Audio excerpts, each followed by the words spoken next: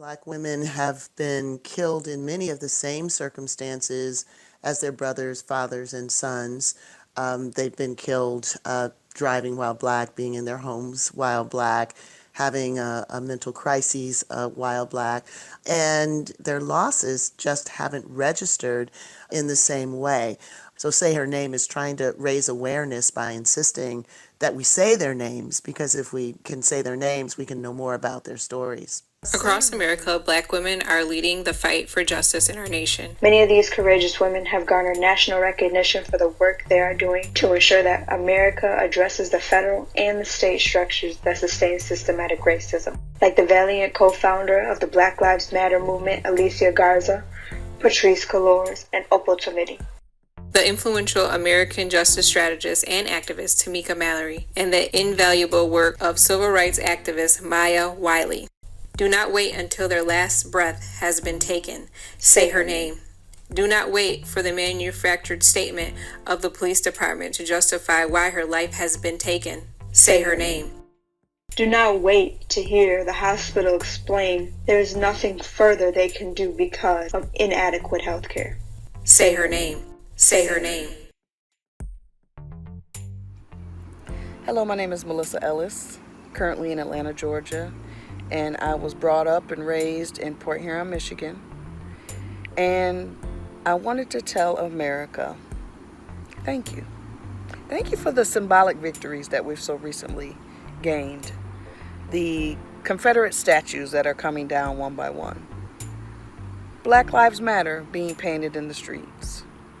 White allies lining up, protesting and marching against injustice. The Black National Anthem being played before the national anthem at the NFL football games. Those are what I would call symbolic victories. Well, what I would really like to see is real victories. Men with their hearts changed. Our white brothers and sisters loving us and not fearing us. You don't have to be afraid. We just want to have equal footing. We just want to be able to play the game. We want our children to be able to have the same rights and abilities and capacity to be able to do the things that they want to do in their life.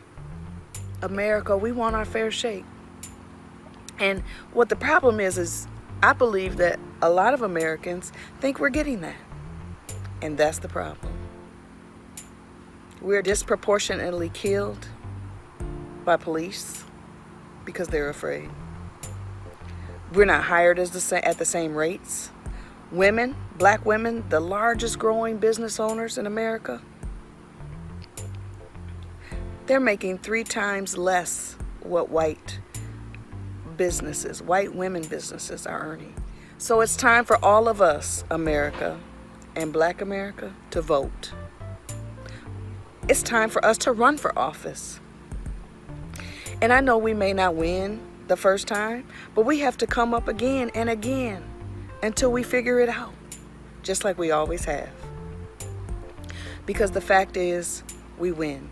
Hey friends, so we made it. It's July 10 at 10 and it is time for the big reveal.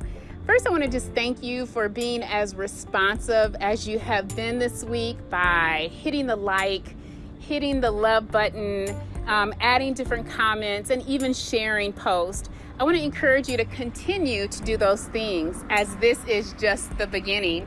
You know that I have to keep you in suspense just a little while longer. I want to talk a little bit about my why I'm even making an announcement like this. And perhaps first and foremost, it's because I'm a mother.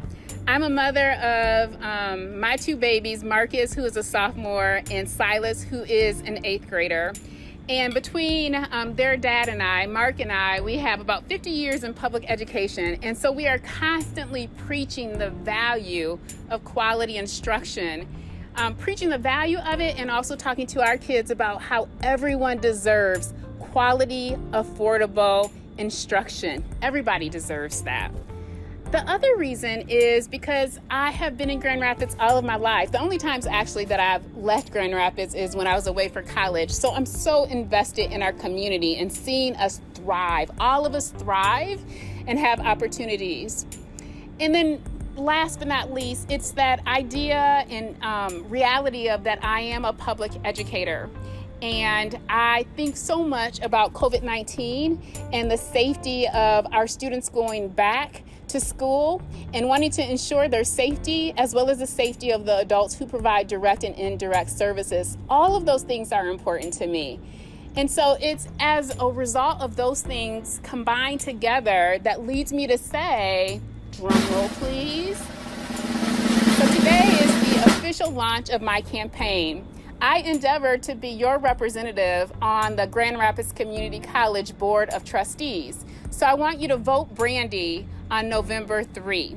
Vote Brandy on November 3. Before we get to November 3, there are some ways that you can support us in getting to that point. The first way is you can stay involved and up to date by visiting the campaign's official Facebook page, and you'll see that link on the screen. The second way is that you can send your friends and colleagues, and you yourself can go to the campaign's official website page. And again, you'll see that on the screen. Remember, November 3, vote Brandy for GRCC. Our deepest fear is not that we are inadequate. Our deepest fear is that we are powerful beyond measures. It is our light, not our darkness, that frightens us. We ask ourselves, who am I to be brilliant, gorgeous, talented, fabulous? Actually, who are you not to be? You are a child of God. You are playing small, does not serve the world. There is nothing enlightened about shrinking, so that other people won't feel insecure around you. We are all meant to shine, as children do. We are born to make manifest the glory of God that is within us. It's in everyone. As we're liberated from our own fears, our presence automatically liberates others. Black Lives Matter, done nothing wrong. Black Lives Matter, same old song. Hi, my name is Althea Mclellan. Everybody calls me Tina. I wrote a song titled Black Lives Matter. What inspired me to write that song is everything that's been going on in this world concerning Black lives. It's been going on for a long time. And what got me is George Floyd and Breonna Taylor. And I cried and cried and cried and cried because enough is enough. And the Lord put on my heart to write a song, Black Lives Matter. And the hook that I have for this song is, Black Lives Matter, we've done nothing wrong. Black Lives Matter, it's the same old song. And the reason why I said Black Lives Matter, we've done nothing wrong, because it goes all the way back to slavery, when we were brought over here, and the way we was treated and everything like that. And we didn't do anything wrong. And we're still not doing anything wrong and being mistreated. And the other part is Black Lives Matter. It's the same old song.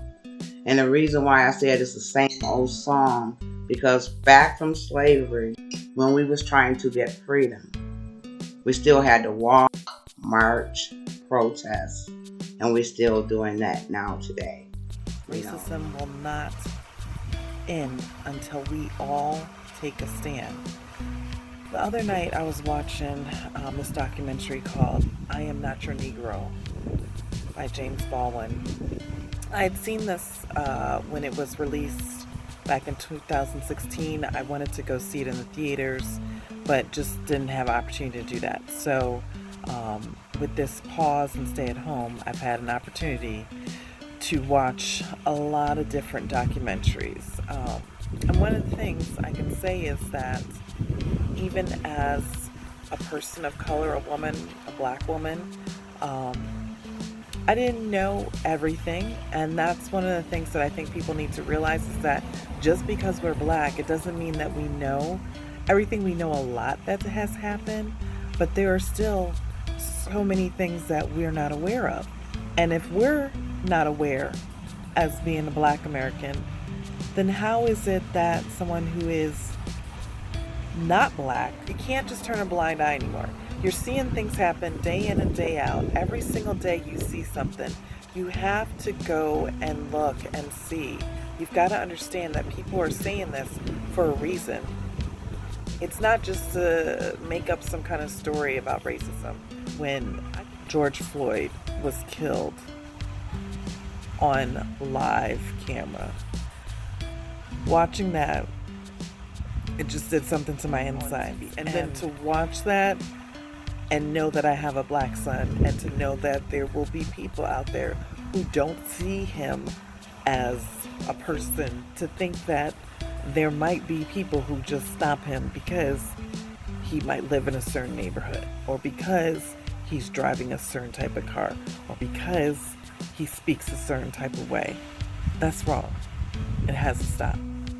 But we have people who have allowed these situations to happen. When I watched I Am Not Your Negro, what set with me is that all the things that James Baldwin was talking about, everything he was saying when he was talking about things happening in the 60s, and you know, prior to that 50s, but in the 60s, everything he's talking about in the 60s, we're still dealing with that today. And my son asked about watching, so we watched it again, and we were watching it, and because I'd seen already, I know, so I'm kind of looking over at him and to see, you know, what his face looks like, what he's thinking and all that. And so,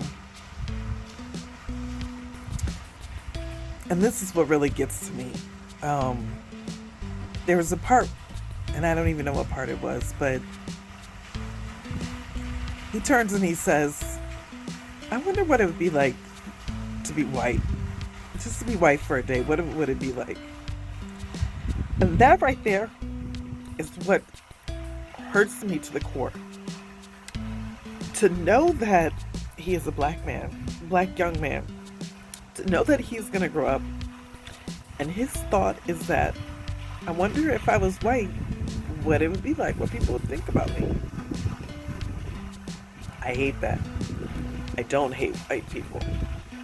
I hate that he was thinking that, what if I was white? His life is important. His life is important. Just like my life is important. His life is important. Because I have my faith in the Lord. I'm wearing my faith shirt today. Because I have been through some challenging times. Because I have had parents that have spoken to my sister and I when we were growing up. I know that we will see some changes, and I hope that everyone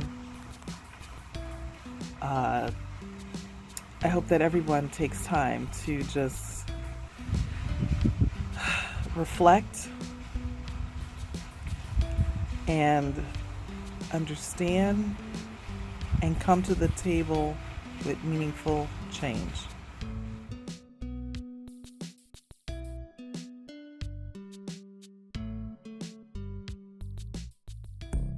Born in 1968 at the Lorraine Hotel in Memphis, Tennessee.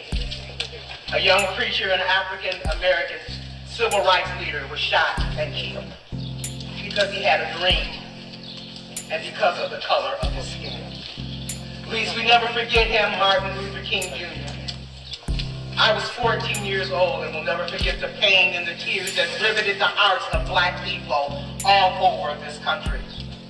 Such an egregious act left many feeling hopeless and lost.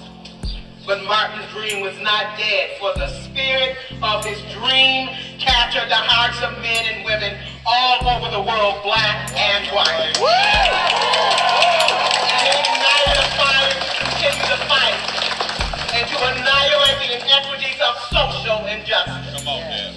But somewhere in the last 52 years, the dream has become iconic. It's become ritualistic, legalistic, and a sense of tradition, or if you will, a bone of hope, of satisfying an insatiable thirst for justice and righteousness for an African American people. We have now reached a pinnacle, and it is time for a change. It is time for a change.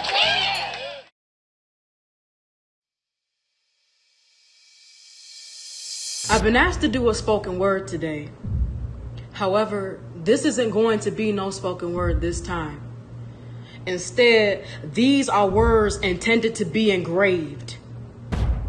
It's sad that we gotta be out here fighting two viruses. One of them that started back 400 plus years ago that enslaved my people. Yet here we are, 400 plus years later, and still got the same systematic shackles around our ankles. Still got the birds feeding off of us like strange fruit. Still plucking off the leftover feathers of Jim Crow. Still being treated like we're 3/5 of a person. Still nothing but skeletons just hanging in the closet of stillborn peace. Still nothing but targets just waiting to pull a bullet hole through. Bullseye. Tired of these new age Negro spirituals. Tired of digging new graves of injustices. Black people shouldn't have to live our lives in fear. Wondering if it's going to be our last walk, our last run, our last hug, our last laugh, our last kiss, our last goodbye, our last breath. I stand before my people today, angry, exhausted, mournful. But this ends now. My people getting killed for no reason ends now. Because this isn't just about George Floyd. Nah, this is just the tip of the iceberg. This is for the 100 bullets that danced aside Fred Hampton's body. This is for the surrendering arms of Mike Brown. This is for the last fight of Elton Sterling. This is for the bag of Skittles and iced tea of Trayvon Martin. This is for the last playtime of Tamir Rice. This is for the last breath of Eric Gardner. This is for the last run of Ahmaud Arbery. This is for Sandra Bland, Breonna Taylor, Dante Parker, Sean Reed, Walter Scott, Philando Castile, Ayanna Jones, Jessica Williams, and so many more precious black souls lost in the arms of the so-called authority. This is for the people that are tired. Black lives on whether we matter is no longer up for debate. Let me say that again. Black lives on whether we matter is no longer up for debate. You have people out here that was fighting for a haircut, but we out here fighting for our lives, fighting the system. Yeah, the other cops got charged, but this ain't over. Standing together in solidarity in all 50 states, globally, no longer being silent. To my people, I love y'all, for we all we got. And to my allies, well, continue to use your privilege to support us, even if this is over. Because the revolution may end, but black lives will live forever.